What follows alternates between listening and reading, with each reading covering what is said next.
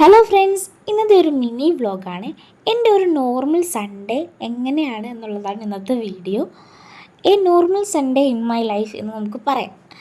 അപ്പം രാവിലെ എണീറ്റപ്പോൾ തന്നെ 9:30 എണീറ്റ് വന്നപ്പോൾ തന്നെ അമ്മ അടുക്കളയിൽ ചപ്പാത്തി റെഡിയാക്കിക്കൊണ്ടിരിക്കുകയായിരുന്നു. പിന്നെ ഞാൻ കാപ്പി ചൂടാക്കി.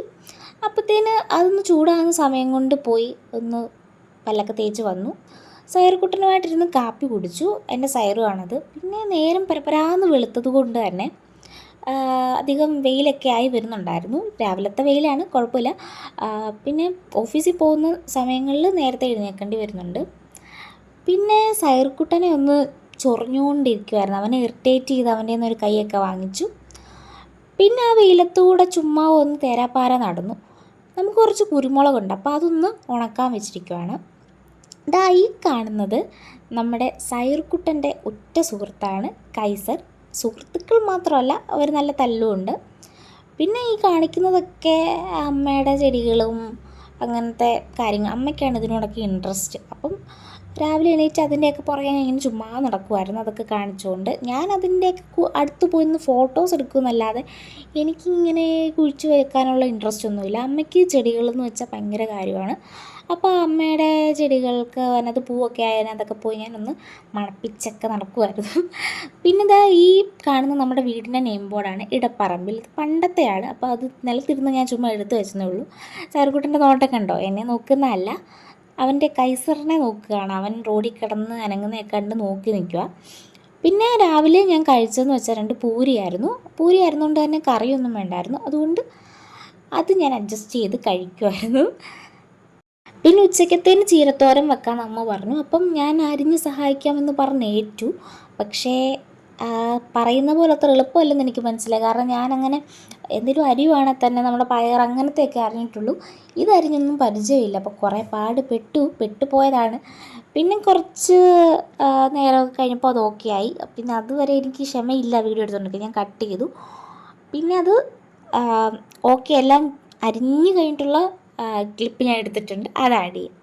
അങ്ങനെ ഇതാ ചീര മൊത്തം അരിഞ്ഞു. നമ്മുടെ കുപ്പച്ചീരയായിരുന്നു അതെ. പിന്നെ നിത്യവഴുതനങ്ങ മെഴുക്കുവരട്ടി ആക്കുന്നുണ്ടായിരുന്നു അവിടെ. ഞങ്ങൾ 3 പേരുള്ളൂ, ഞാനും അമ്മയും അച്ഛനും ഉണ്ടായിരുന്നുള്ളതുകൊണ്ട് കുറച്ച് ക്വാണ്ടിറ്റിയിലേ ഉണ്ടാക്കാറുള്ളൂ. പിന്നെ ചീരത്തോരനും അമ്മ ആക്കുന്നുണ്ടായിരുന്നു. ഞാനതെല്ലാം ഇളക്കി കൊടുക്കുന്നേ ഉള്ളൂ, അടുപ്പത്തിരിക്കുന്നേ ഉള്ളൂ. പിന്നെ 2 മാങ്ങ എടുത്ത് ഞാൻ അച്ചാറിടാന്ന് വെച്ചു. ചെറിയൊരു അച്ചാറിട്ടു. പിന്നെ ചമ്മന്തി അരയ്ക്കാൻ കുറച്ച് തേങ്ങയും എടുത്തു. ഒരു മുട്ടയുണ്ടായിരുന്നു, അത് ഞാൻ പൊട്ടിച്ച് ഓംലെറ്റും ആക്കി. അപ്പോൾ ഇതൊക്കെയാണ് നമ്മുടെ വിഭവസമൃദ്ധമായ ഇന്നത്തെ കറികൾ. മെഴുക്കുവരട്ടി, അച്ചാറ്, ചീരത്തോരൻ, മുട്ട പൊരിച്ചത്, തേങ്ങാ ചമ്മന്തി. ഒഴിച്ചുകറി ഒന്നും ഇല്ലായിരുന്നേ. എനിക്ക് മീൻ, ചിക്കൻ അങ്ങനത്തെ സാധനങ്ങളോടാണ് കൂടുതൽ താല്പര്യം. പക്ഷേ ഇന്നില്ലായിരുന്നു. അതുകൊണ്ട് നമ്മൾ ഇത് വെച്ച് അങ്ങോട്ട് അഡ്ജസ്റ്റ് ചെയ്തു. പക്ഷെ നല്ല ടേസ്റ്റ് ഉണ്ടായിരുന്നു. പിന്നെ ഞാൻ ഓരോന്നോരോന്നായിട്ട് എടുത്ത് കഴിക്കുന്നതാണ് കാണിക്കുന്നത്. എനിക്ക് കുപ്പച്ചീരേക്കാളും കൂടുതൽ ഇഷ്ടം വേലിച്ചീര ഉണ്ടല്ലോ, അതാണ്. അപ്പോൾ അത് ഉച്ചക്കത്തെ ഫുഡൊക്കെ കഴിച്ചു.